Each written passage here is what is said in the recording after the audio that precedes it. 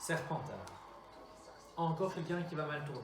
Et oui, des 4 maisons de Poudlard, Serpentard a toujours été considéré comme la maison des mauvais. La maison qui fournit les mages noirs ou qui fournit les mange-morts à Voldemort. En plus, durant l'histoire, nous voyons la saga au travers des yeux de Harry qui lui-même déteste les Serpentards. Alors, la croyance selon laquelle les Serpentards sont mauvais est-elle vraie ou est-elle fausse? Pour répondre à cette question, je vais utiliser une méthode qui sera bien évidemment subjective, mais également une méthode un petit peu mathématique. Vous allez voir ça dans un instant.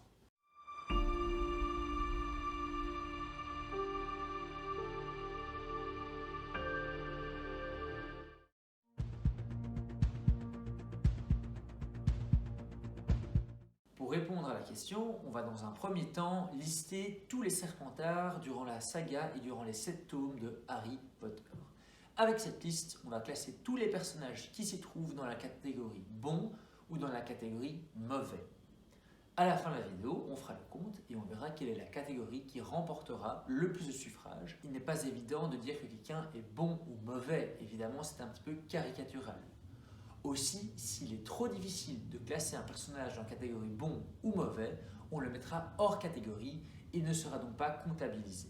Néanmoins, malgré ce côté subjectif, on va essayer de mettre un critère important qui va nous permettre ou non de classer quelqu'un comme étant mauvais, c'est le fait de dénigrer, de rabaisser, voire d'être raciste envers plusieurs personnes ou plusieurs sorciers de façon régulière durant la saga. Quelqu'un qui a un fort caractère et qui se dispute de temps en temps avec d'autres personnes, mais qui a un bon cœur dans l'ensemble, ne peut pas être mis dans la catégorie mauvais et sera à ce moment-là classé dans les bons. Voilà, j'espère bien te faire comprendre, c'est parti.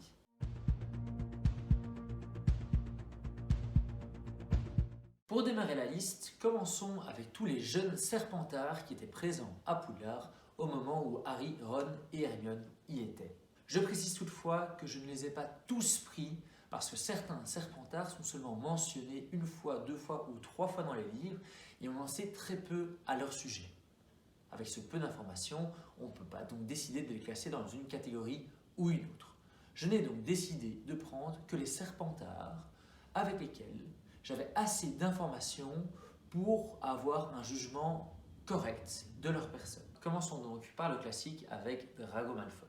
Alors, Drago Malfoy a tout au long de sa scolarité à Poudlard eu des comportements dénigrants envers certains groupes de personnes, par exemple envers les Némoldus. Hermione en est le principal exemple. Il a souvent rabaissé d'autres enfants de l'école, notamment Harry ou Ron. Et pour cet ensemble de comportements, en plus du fait qu'il est devenu mange-mort ou partisan des mange-morts et de Voldemort en fin d'aventure, je le classe dans mauvais. Et si ça peut faire grincer des dents auprès de certains qui le voyaient entre mauvais et bon, je vous conseille de consulter ma vidéo sur son analyse de personnage qui vous expliquera peut-être pourquoi je l'ai classé dans mauvais. Ensuite vient un duo iconique, Crabbe et Goyle, les deux mastodontes, les deux gardes du corps de Drago.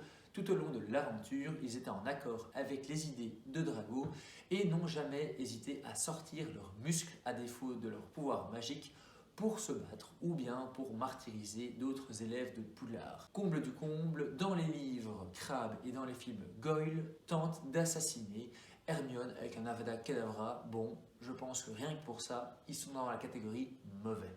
Passons à Pansy Parkinson, élève de Serpentard qui n'a pas hésité à dénigrer Hermione. Également, elle a encouragé les supporters de Serpentard lors d'un match de Quidditch à dénigrer Ron et à le déstabiliser dans sa prestation. Notons également que c'est elle qui a voulu qu'on attrape Harry à la toute fin du tome 7 pour le livrer à Voldemort et pour éviter le combat final. Ainsi donc, Pansy Parkinson dans la catégorie mauvais. Marcus Flint, autre Serpentard, capitaine de Quidditch des Serpentards dans les premiers tomes, est connu pour son manque de fair-play et sa violence sur le terrain de Quidditch, et donc mauvais. Graham Montague, il a pris la succession de Marcus Flint au Quidditch et on sait qu'il a perpétué la tradition des capitaines violents et anti-fair-play.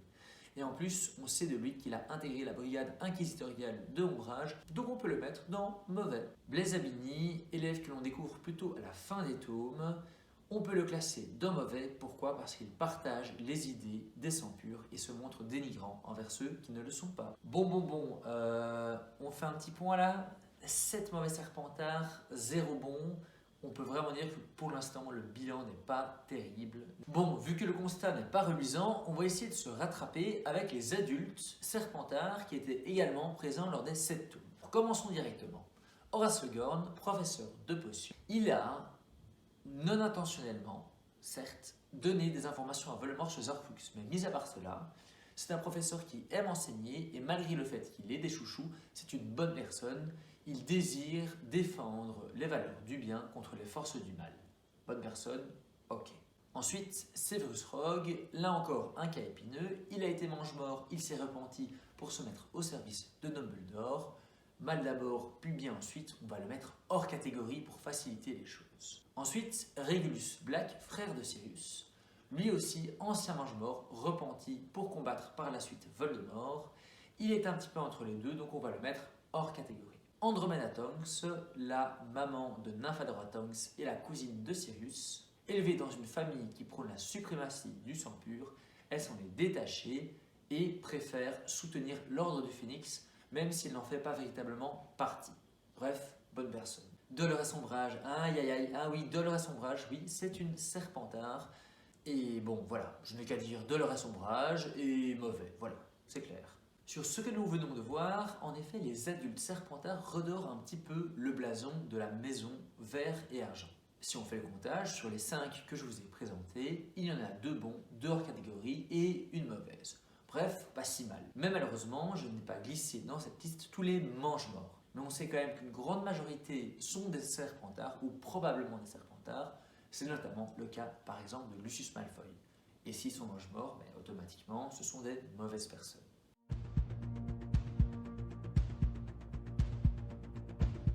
Même avec les adultes, le constat n'est pas fameux, il y a beaucoup plus de Serpentards mauvais que de bons Serpentards. Mais il y a quand même un problème dans notre analyse, en effet, on a seulement pris en compte les Serpentards présents à l'époque de Harry.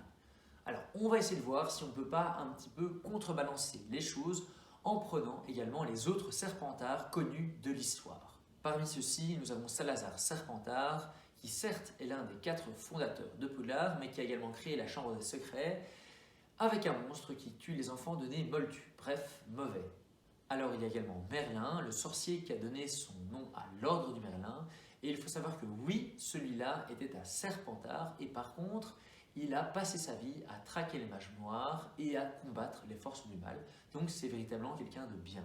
Ensuite, nous avons l'état Lestrange qui est dans les animaux fantastiques et du côté des Dragonneaux et des Aurores face à Grindelwald. Donc, bonne personne. Et pour terminer, nous avons Scorpius Malfoy, le fils de Drago Malfoy, qui est allé à Serpentard. D'après ce que l'on en croit lorsque l'on lit l'Enfant maudit, c'est plutôt une bonne personne. Tout comme Albus, l'un des fils de Harry, qui a également été à Serpentard. Même s'il est un petit peu gaffeur, même s'il ne se sent pas très bien dans sa peau, profondément c'est quelqu'un de bien. Et donc voilà qui redore un petit peu le blason des Serpentards sur les 5 personnages présentés. Mis à part Salazar Serpentard, les 4 autres personnes étaient des bonnes personnes.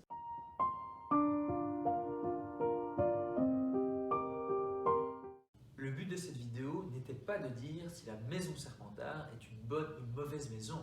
On ne peut pas dire qu'une maison est bonne ou mauvaise. Par contre, l'objectif était de se demander si la plupart des personnages qui ont intégré cette maison étaient des bonnes personnes ou des mauvaises personnes. Le constat fut malheureusement assez clair, voire même brutal pour les personnages Serpentards. À l'époque de Harry, la grande majorité d'entre eux, du moins ceux qui nous sont présentés dans les livres, sont mauvais. Ça fera peut-être grincer des dents les amoureux de Serpentard, mais encore une fois, ce n'est pas la maison, mais la majorité des personnes qui y sont, qui sont de mauvaises personnes. On peut toutefois nuancer cette conclusion, parce que comme nous l'avons vu en fin de vidéo, d'autres personnes, d'autres temps, d'autres périodes sont majoritairement des bonnes personnes.